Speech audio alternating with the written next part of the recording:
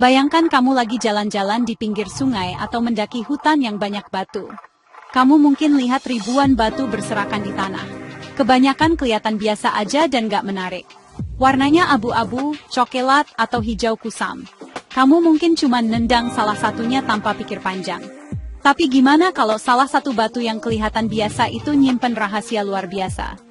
Gimana kalau batu yang berat dan tertutup kerak kasar itu sebenarnya harganya lebih mahal dari gedung pencakar langit, deretan mobil mewah, atau bahkan pulau pribadi? Ini adalah kenyataan menarik dari jenis batu spesial yang dikenal dunia. Batu yang harganya bisa sampai triliunan rupiah. Ini bukan cerita khayalan. Ini adalah cerita tentang giok, atau yang lebih tepatnya, jadeit, salah satu jenis batu giok. Dari luar, giok mentah yang belum dipotong seringkali kelihatan kayak batu biasa lainnya. Dia punya kulit tebal dan buram yang menyembunyikan keindahannya yang sebenarnya. Kamu bisa aja punya satu di halaman belakang rumahmu dan gak pernah tahu potensinya. Butuh mata yang terlatih dan sedikit keberuntungan untuk menebak apa yang ada di dalamnya. Penampilan yang sederhana inilah yang bikin penemuannya jadi sangat dramatis. Ini contoh sempurna dari harta karun tersembunyi. Tiket lotre geologi yang udah bikin kaya raya orang-orang yang beruntung menemukan spesimen berkualitas tinggi. Salah satu contoh paling terkenal dari batu semacam itu adalah bongkahan Mao Sitsit. Meskipun giok imperial asli, harganya jauh lebih tinggi per karat. Penemuan yang lebih mengejutkan terjadi di Myanmar pada tahun 2016. Penambang menemukan batu giok raksasa dengan berat luar biasa, 175 ton. Batu hijau kolosal ini diperkirakan bernilai sekitar 170 juta dolar, atau lebih dari 2,5 triliun rupiah. Bayangkan betapa kaget dan senangnya para penambang ketika mereka menyadari skala penemuan mereka. Itu bukan cuma batu besar, itu adalah harta karun penting bagi negara, keajaiban geologi yang udah berdiam diri di bawah tanah selama jutaan tahun. Kisah giok sangat erat kaitannya dengan negara Myanmar, yang dulu dikenal sebagai Burma.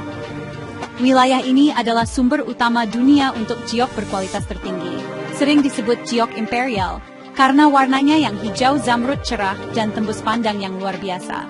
Selama berabad-abad, batu-batu ini ditambang dari negara bagian Kachin, daerah terpencil dan pegunungan. Proses menemukannya sangat sulit dan berbahaya. Para penambang menggali jauh ke dalam bumi atau mencari di endapan sungai, berharap menemukan harta karun berkulit batu ini.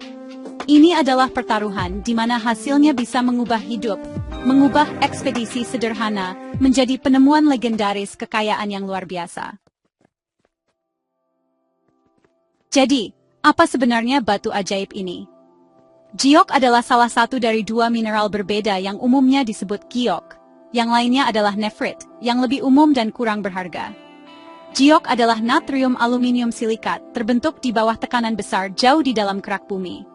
Bayangkan seperti batu yang telah diperas sangat keras selama jutaan tahun. Tekanan intens inilah yang memberikan giok struktur kristal yang padat dan saling mengunci. Struktur ini membuat batu ini sangat kuat dan tahan lama, bahkan lebih keras dari beberapa jenis baja.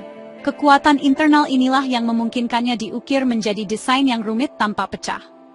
Namun, keajaiban sebenarnya dari giok terungkap saat dipotong dan dipoles. Seorang pengrajin ahli dengan hati-hati mengiris kulit luar yang kasar untuk memperlihatkan inti batu. Apa yang ada di baliknya bisa sangat menakjubkan. Giok yang paling berharga memiliki warna yang sering digambarkan sebagai hijau imperial, hijau pekat, cerah, dan murni yang seolah-olah bersinar dari dalam. Bukan hanya warnanya, tapi juga tekstur dan tembus pandangnya. Giok terbaik memiliki tekstur halus seperti kaca, dan kualitas yang memungkinkan cahaya melewatinya, menciptakan cahaya yang berair dan halus. Ini membuatnya terlihat tidak seperti batu padat, melainkan seperti sepotong cahaya hijau ajaib yang mengeras. Kombinasi warna, tembus pandang, dan tekstur inilah yang membedakan giok biasa dari harta karun bernilai triliunan rupiah. Ahli permata punya istilah khusus untuk kualitas ini. Warna dinilai dari corak, saturasi, dan nadanya. Hijau yang sempurna itu murni, intens, dan tidak terlalu gelap atau terlalu terang. Teksturnya dijelaskan oleh kehalusannya.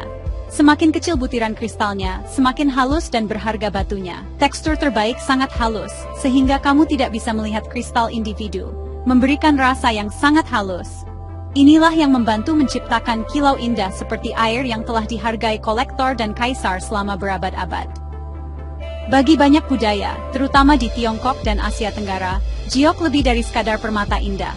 Itu diyakini memiliki energi spiritual dan kekuatan pelindung.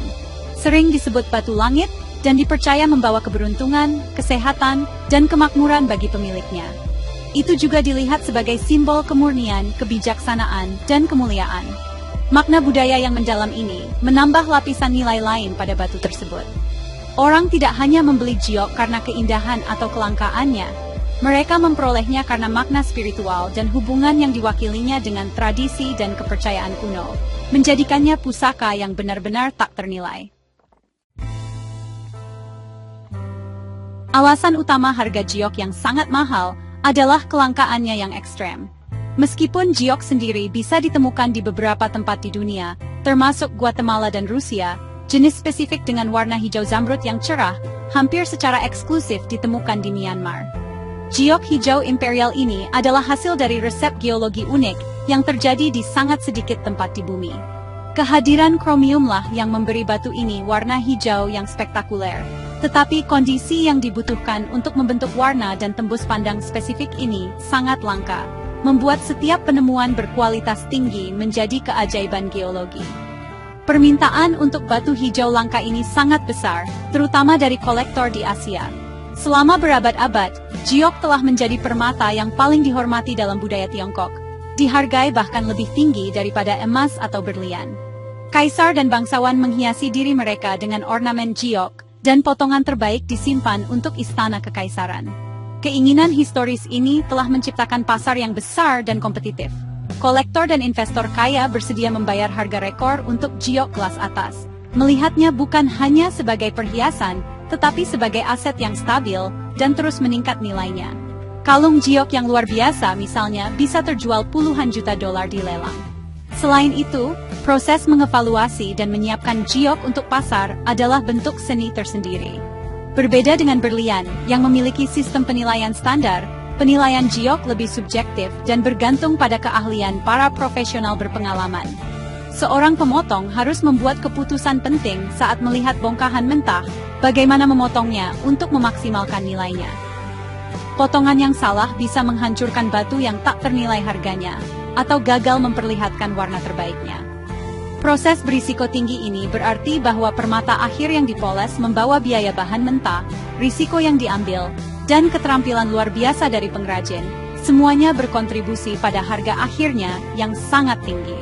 Sebuah cerita menarik yang menyoroti nilai ini adalah kalung Hutan Mdivani.